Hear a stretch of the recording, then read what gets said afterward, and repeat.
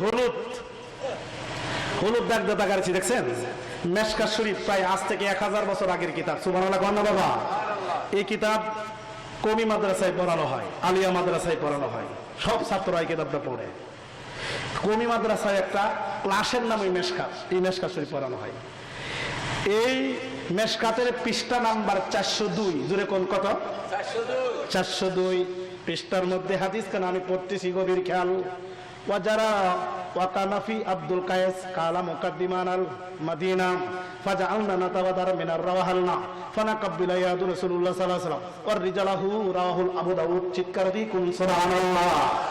এই হাদিসের বাংলা অনুবাদ হচ্ছে ওয়াজারা, জারাতে কি বর্ণিত আব্দুল কায়েস গোত্রের কিছু লোক মুকাদ্দিমানাল মাদিনা, মদিনা শরীফ থেকে আসলেন। ফাজআলনা নাতাওয়াদার মিনার রাওয়াহালনা, মদিনা শরীফ থেকে কিছু লোক নবীজির কাছে আসলেন। আমার দিকে খেয়াল করুন, আর কথাগুলো বুঝে আসবে না, আমার দিকে সবাই চান।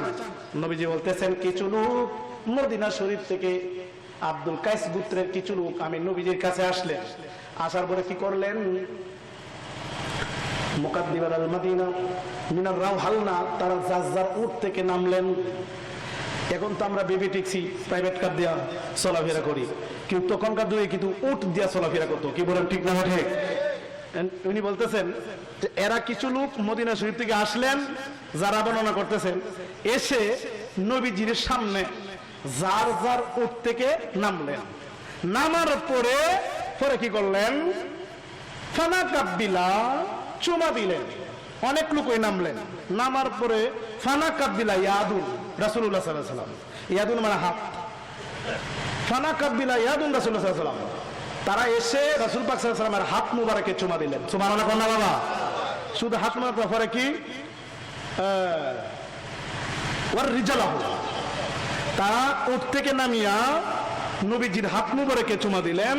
ওয়ার রিজালাহু, এমন কি নবীজির পা মুবারকও চুমা দিলেন। এখন আওয়াজ দিয়ে বলুন জ্ঞানী শ্রোতা, আচ্ছা নবীজিকে যে সাহাবায়ে কেরাম উট থেকে নেমে আইসা নবীজির হাত মুবারকে চুমা দিলেন এবং মাথা নত কইরা ঠোঁট লাগাইয়া নবীজির পা মুবারকে চুমা দিলেন, মানে কদম বসি করলেন, তাহলে এই কদম বসি করতে গিয়া সাহাবায়ে কেরামের মাথা নত হইছে কি হইছে না? নত, মাথা নত ছাড়া কি চুমা দেওয়া যাইব? নবীজির পা মুবারকে চুমা দিয়েছে, নিশ্চয়ই মাথা নত হইছে। এখন মাথা নত করে যে চুমা নবীজির পা মুবারকে চুমা দিল, এখন যদি এটা শিরিক হইতো, এখন ফতোয়া দিতেছে আলেমরা যে না, আল্লাহ ছাড়া অন্য কারো নিকট মাথা নত করা যাবে না, যদি মাথা নত করেন শিরিক হইয়া যাবে। তো এখন নবীজিকে যে তারা সাহাবীরা ঠোঁট লাগাইয়া মাথা নত করে নবীজির কদম মোবারকে চুমো খেয়েছেন, মাথা নত নবীজির সামনে করছেন, যদি মাথা নত করলে শিরিক হইতো, তো নবীজি নিষেধ করতেন সাহাবীরা, রে হে সাহাবীরা, তোমরা আমার পায়ে চুমো দিও না, কদম বসি করিও না, কদম বসি করলে শিরিক হবে, কারণ মাথা নত হইলে শিরিক হবে। এ কথা না বলে নবীজি বলছেন হ্যাঁ তোমরা আমাকে কদম বসি করো, চিৎকার দিয়ে করো। তাহলে কি কদম বসির পক্ষে দলিল আছে কি নাই? আমরা কি বাবা মা? এখন এটার ব্যাখ্যাতে এই যে এখানে সরার মধ্যে আসছে যে এই হাদিস থেকে প্রমাণিত হইল কদম বসি করা, পায়ে চুমো, হাতে এবং পায়ে চুমো দেওয়া শুধু জায়েজই নয়, বরং সুন্নতে সাহাবা। এবং এটার সম্মুখে ইমাম নববী এই সরাতে লেখছে মা বাপ, আত্মীয়, মা বাপ, মুরব্বী, বুজুর্গানে দিন, উস্তাদ, পীর মাশায়েখ, এদেরকেও সবের নিয়তে তাদের হাতে এবং পায়ে চুম্বন দেওয়া, মানে কদম বসি করা মুস্তাহাব, সবের কাজ। চিৎকার দিয়ে